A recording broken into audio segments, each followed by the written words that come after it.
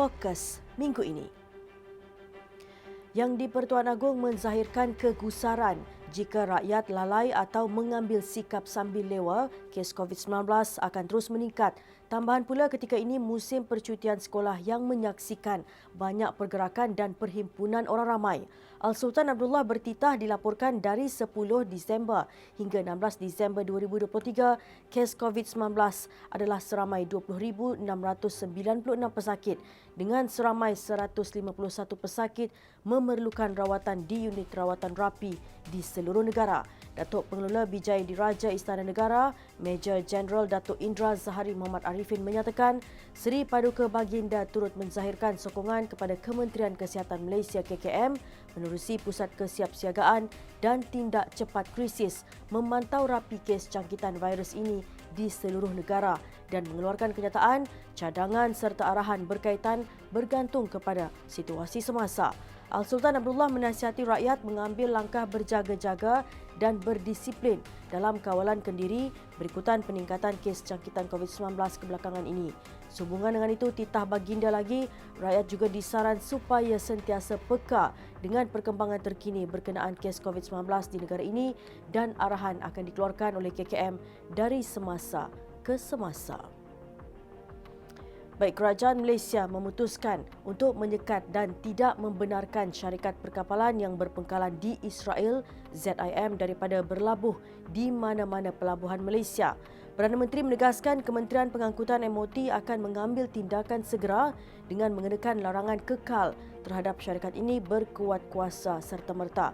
Sekatan ini katanya adalah tindak balas terhadap tindakan Israel yang mengenepikan prinsip asas kemanusiaan dan melanggar undang-undang antarabangsa menerusi pembantaian dan kekejaman berterusan terhadap warga Palestin.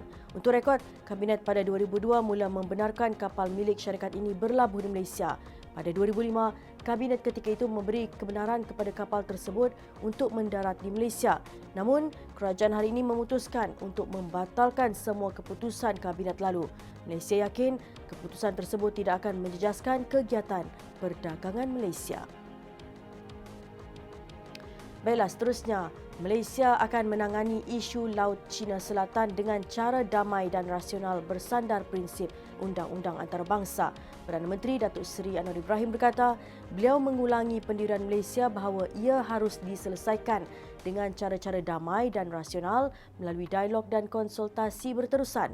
Jelasnya mesej itu disampaikan pada sidang kemuncak peringatan ASEAN Jepun sementara ASEAN memiliki mekanisme yang unik dalam mempertemukan pihak-pihak yang terkait dengan dialog dan bekerjasama serta mendorong persaingan yang sihat. Beliau berkata demikian melihat sensitiviti dan kompleksiti isu Laut Cina Selatan.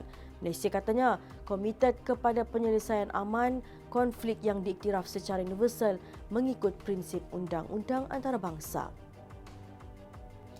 Kementerian Kesihatan Malaysia KKM memaklumkan terdapat 234 pusat pemberian vaksin PPV di klinik kesihatan seluruh negara untuk rakyat mendapatkan vaksin COVID-19.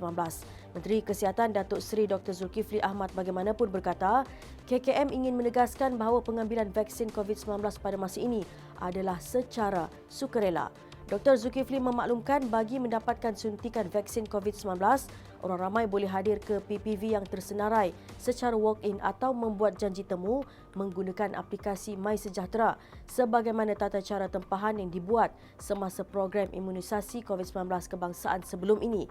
KKM menyarankan setiap warga Malaysia memainkan peranan dan tanggungjawab untuk melindungi diri daripada jangkitan dan tidak menularkan COVID-19 kepada orang lain dengan mengamalkan 3W iaitu wash, wear dan warn dan mengamalkan 3S iaitu mengelakkan kawasan yang sesak, sempit dan sembang dengan jarak yang dekat. Baiklah, seterusnya, Amanah Saham Nasional Berhad ASNB, Syarikat Pengurusan Unit Amanah Milik Penuh Permodalan Nasional Berhad PNB mengumumkan jumlah pengagihan pendapatan sebanyak 5.25 sen seunit untuk dana utamanya Amanah Saham Bumi Putra ASB bagi tahun kewangan berakhir 31 Disember 2023. Jumlah tersebut terdiri daripada pengagihan pendapatan sebanyak 4.25 sen seunit dan bonus 1.00 sen seunit. Nilai keseluruhan pengagihan pendapatan sebanyak 9.3 bilion ringgit itu juga akan memanfaatkan 10.8 juta pemegang unit ASB. Dalam satu kenyataan, PNB berkata saham amanah itu terus memberi pengagihan pendapatan yang kompetitif mengatasi penanda arasnya iaitu kadar deposit tetap 12 bulan Maybank. Selain itu, bilangan akaun ASB meningkat lebih daripada 200,000 kepada 10.8 juta akaun, menunjukkan keyakinan berterusan terhadap ASB sebagai instrumen simpanan dan pelaburan penting bagi golongan Bumiputera dalam perancangan kewangan mereka. Baik, sekian fokus minggu ini. Untuk maklumat lanjut, layari portal rasmi Suara.tv dan media sosial Facebook, Instagram, TikTok Suara TV. Saya Jana Jalidar. Assalamualaikum dan salam.